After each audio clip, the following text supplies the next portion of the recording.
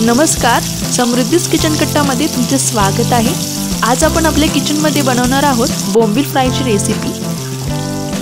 कुठल्याही प्रकारचे वजन न ठेवता बोंबील कुरकुरीत व्हावे याकरता आपण एक खास ट्रिक वापरणार आहे। त्याकरता हा व्हिडिओ संपूर्ण बघा आणि आवडल्यास लाईक, शेअर, सबस्क्राइब नक्कीच करा। कुरकुरीत बोंबील फ्रायची रेसिपी करण्यासाठी इथे मी अर्धा किलो बोंबील घेतलेले आहेत आणि हे बोंबील 2-3 वेळा पाण्याने स्वच्छ असे धुवून घेतलेले आहेत, साफ करून घेतलेले आहेत। आता हे बोंबील मी मधून असे चिरून घेतलेले आहेत आणि पातळ करून घेतलेले आहेत, जेणेकरून बोंबील फ्राय करताना ते असे कुरकुरीत फ्राय होतील। हे बोंबील डायरेक्ट तुम्ही असेच चिरून न घेता तळले की ते असे लिबलिबीत लागतात, म्हणून हे बोंबील असे मधून चिरूनच घ्यायचे, म्हणजे फ्राय केल्यावरती ते कुरकुरीत होतील। आता बोंबील घेताना आपल्याला लालसर रंगाचे असे बोंबील नाही घ्यायचे, त्याला कलर लावलेला असतो। मार्केटमध्ये भरपूर प्रमाणात असे लाल रंगाचे असे बोंबील मिळतात, ते घ्यायचे नाही। घेताना असे पांढरे आणि फ्रेश असेच बोंबील घ्यायचे। आता या बोंबलांना मी अर्धा चमचा मीठ लावणार आहे, सोबतच घेणार आहे अर्धा चमचा हळद आणि इथे मी घेणार आहे अर्धा चिरलेला लिंबू आणि हे लिंबू या बोंबलांमध्ये मी पिळून घेणार आहे। कुठल्याही प्रकारे वजन न ठेवता या बोंबलांमधलं पाणी कसं काढायचं हे याची ट्रिक्स आपण या व्हिडिओमध्ये सांगणार आहे। तर अशा प्रकारे हळद, मीठ आणि लिंबाचा रस लावून हे बोंबील आपण अर्धा ते 1 तासासाठी असेच मॅरिनेट करण्यासाठी ठेवायचे आहे। कमीत कमी अर्धा तास आणि जास्तीत जास्त 1 तास आपल्याला हे ठेवायचं आहे, जेणेकरून या बोंबलांमधलं पाणी आहे ते निघून जाईल। मस्तपैकी हळद, मीठ आणि लिंबाचा रस या बोंबलांना चोळून घ्यायचं आहे आणि अर्धा ते 1 तास बाजूला ठेवायचं आहे हे मिश्रण, म्हणजे या बोंबलांमध्ये जे काही पाणी असेल ते पूर्णपणे निघून जाईल आणि बोंबील फ्राय केल्यावर कुरकुरीत असे लागतील। चला तर मग बोंबील मॅरिनेट करण्यासाठी 1 तास बाजूला ठेवूया। साधारण 1 तासानंतर बोंबील मस्तपैकी मॅरिनेट झालेले आहेत आणि तुम्ही पाहू शकता याच्यामधलं पाणी कसं बाजूला निघालेलं आहे। बोंबलांमधलं जे काही पाणी आहे ते बाजूला झालेलं आहे। आता हे पाणी आपल्याला काढून टाकायचं आहे। बोंबील निथळून चांगलं यातलं पाणी बाजूला करून घ्यायचं आहे आणि या बोंबलांमध्ये घालायची आहे अर्धा चमचा आलं लसूणची पेस्ट। इथे मी घालणार आहे अर्धा चमचा हळद। आपण याच्यापूर्वी अर्धा चमचा हळद घातलेली आहे, त्यामुळे थोडीच हळद घालायची आहे। सोबतच घालणार आहे 2 चमचे तिखट। इथे मी घरातलंच तिखट वापरलेलं आहे, रोजच्या वापरातलं। तुम्ही कमी जास्त प्रमाणात तिखट घालू शकता। आता घालायचं आहे यामध्ये अर्धा चमचा मीठ। यापूर्वी आपण अर्धा चमचा मीठ घातलेलं आहे, त्यामुळे मीठ एवढ्याच प्रमाणात घालायचं आहे, नाही तर बोंबील खारट लागतील।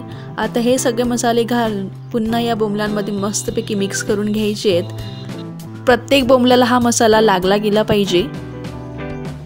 आता असे मसाले मिक्स करून हे बोंबील 15 मिनिटांसाठी असे साईडला ठेवून द्यायचे आहेत, म्हणजे हे सर्व मसाले बोंबलांमध्ये चांगले एकजीव होतील। सगळे मसाले बोंबलांमध्ये चांगल्या प्रकारे मिक्स केलेले आहेत। आता हे बोंबील 15 मिनिटांसाठी बाजूला ठेवूया आणि आपण बोंबील फ्राय करण्याची तयारी करूया। बोंबील कुरकुरीत असे फ्राय करण्यासाठी आपल्याला एक चांगल्या प्रकारे त्याला कोटिंग लावण्यासाठी घ्यायचं आहे 2 चमचे तांदळाचं पीठ आणि सोबत घ्यायचं आहे 2 चमचा बारीक रवा। अशा प्रकारे आपण जर बोंबलांना तांदळाचं पीठ आणि रव्याचं जर कोटिंग लावलं आणि बोंबील फ्राय केले तर नक्कीच कुरकुरीत असे तयार होतील। आता या तयार पिठामध्ये घालायचं आहे अर्धा चमचा हळद, अर्धा चमचा तिखट। फक्त चवीपुरतंच घ्यायचं आहे, कारण आधीच आपण बोंबलांना तिखट, हळद, मीठ याचं बऱ्यापैकीच मसाले लावलेले आहेत। इथे आपल्याला मीठ घ्यायची गरज नाही, कारण यापूर्वी आपण मीठ घेतलेलं आहे, नाहीतर बोंबील खारट होतील। आता हे तांदूळ आणि रव्याचं मिश्रण आणि मसाले चांगले मिक्स करून घेऊया आणि या बोंबलांना एक एक करून आपण कोटिंग करूया। तुम्ही इथे पाहू शकता आपण एक एक बोंबील घेत आहे आणि दोन्ही बाजूने या बोंबलाला चांगलं या रवा आणि तांदळाच्या पिठाचं मिश्रण लावून घेत आहे। एक एक करून सगळ्या बोंबलांना आपल्याला रवा आणि तांदळाच्या पिठाचं मिश्रण लावून घ्यायचं आहे। असं कोटिंग लावल्यामुळे नक्कीच बोंबील कुरकुरीत असे फ्राय होतील। सगळ्या माशांना रवा आणि तांदळाच्या पिठाचं कोटिंग लावून झालेलं आहे।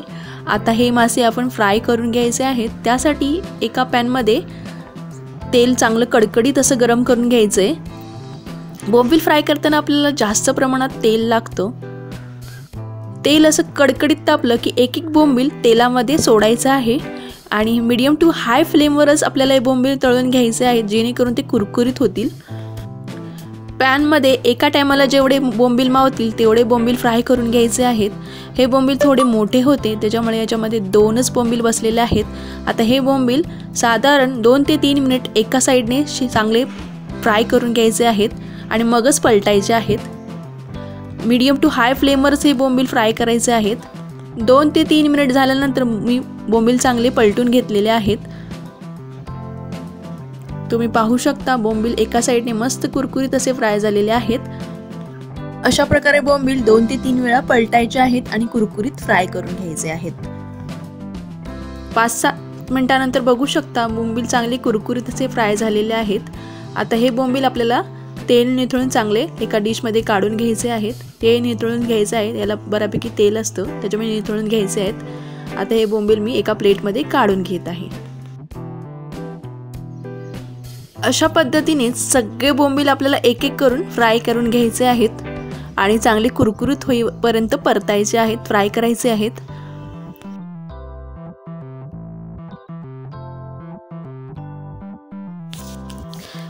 जवळजवळ आपली सगळे बोंबील तयार करून झालेले आहेत। आता मी डिशमध्ये काढून घेतलेले आहेत। तुम्ही बघू शकता कसे कुरकुरीत असे बोंबील तयार झालेले आहेत। खायला तर एकदम टेस्टीच लागतात, तुम्ही विचारूच नका, याची चव एकदम भन्नाट लागते। घरामध्ये सगळ्यांनाच असे बोंबील खायला आवडतात, त्यामुळे आवर्जून आम्ही असे बोंबील फ्रायची रेसिपी करतो। तुम्हाला ही रेसिपी कशी वाटली नक्कीच सांगा, कमेंट करून सांगा। आणि हो, लाईक, शेअर आणि सबस्क्राईब करायला विसरू नका।